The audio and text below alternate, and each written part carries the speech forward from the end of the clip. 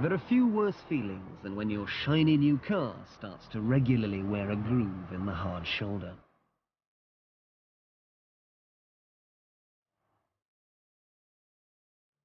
So when the tears begin to well, who is there out there to help?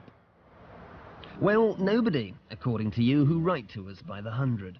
You tell us that getting a result from car customer relations departments is as easy as push-starting a 20-wheel juggernaut.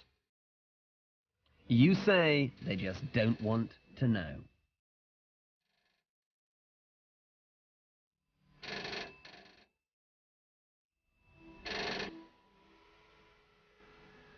Every day you send us more and more, and every day it's the same story. David tries to take on Goliath. Trouble is, it's a battle that David rarely wins. Here are a couple of troubled tales from the Top Gear files.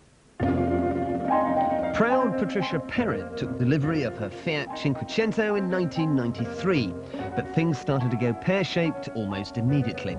It needed 2 new sets of tappets, new window seals, an electric window motor, and the stereo packed up. But these were minor irritations compared to a life sentence of waiting for something as simple as a new steering rack. I got pushed from pillar to post. I asked to speak to the manager of the customer services department. She was never available. I asked to speak to the sales manager. He was never available. And at one stage, I do believe that I was just put through to a telephone in an office that wasn't used, and it rang and rang and rang. Fiat said they couldn't get a rack for 3 months, and in the end it took 4. All they offered as compensation was a free service. Not much point if the car won't go. The customer services department, as far as I'm concerned, is just a front and a sham.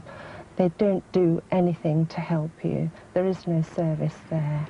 And I felt very, very let down by Fiat, who sell their cars on reliability, which is fine until something goes wrong. Despite waiting nearly 4 months for her steering rack, Fiat eventually wrote to Patricia, but the letter just rubbed salt in her already stinging wounds. Subsequent to our investigation, it would appear that on this particular occasion, the delivery of the item required was delayed due to reasons beyond the control of this company. We'll file that under W for whitewash. But Patricia isn't the only person who reckon that car customer relations departments aren't all they're cracked up to be. In August 1995, Nicholas Jordan bought a brand new VW Polo. The whole point of getting this car was so that my wife, who's looking after our young child at home, would, if she needed to, be able to go anywhere safely. And that was not possible, or we were not confident that she could. The car was sitting outside, but every now and again it wouldn't start, and so if the emergency happened, then, you know, it wouldn't start. After his car refused to fire 9 times in a row, Nick argued with his dealer and Volkswagen. Neither accepted responsibility, and neither could sort out his impotent Polo. It just went on and on and on, and continually the car was stopping.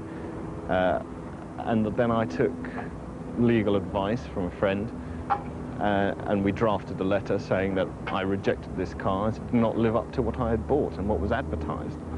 And they took the car back, and finally, in May of this year, I got a new car, a replacement car.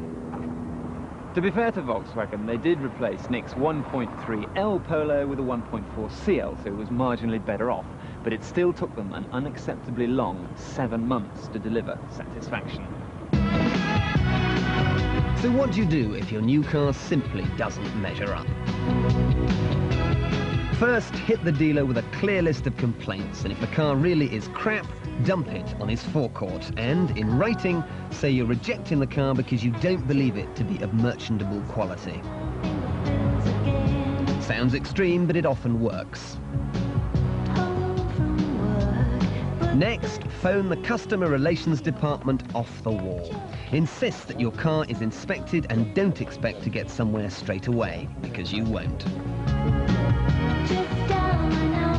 Next, write to the managing director, including all correspondence, and give him 14 days to reply.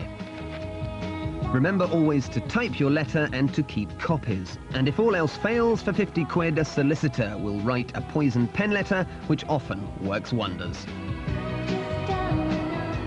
But not every car maker needs a gun to their nostril before they'll do anything. We rang round the major players and found one who's taking customer relations very seriously indeed. Rover have come on since the days of British Leyland. They'll exchange your new car within 30 days. Their phone line helps 1,200 customers daily, and you'll be answered within 20 seconds. Maybe they've realised that the customer is always right.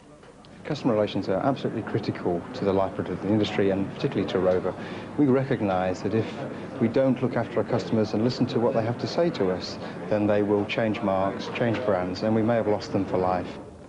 So the rule is, don't get mad, get even. Make as much noise as you can. Ring, write, fax, shout, and if necessary, wheel in a solicitor. But if all else fails, there's always a soft shoulder to cry on here at Top Gear. But only get in touch if your problem is serious and significant. And please, please, don't ring us. Write, fax, or email us, and I promise faithfully, we'll do our best to beat your drum.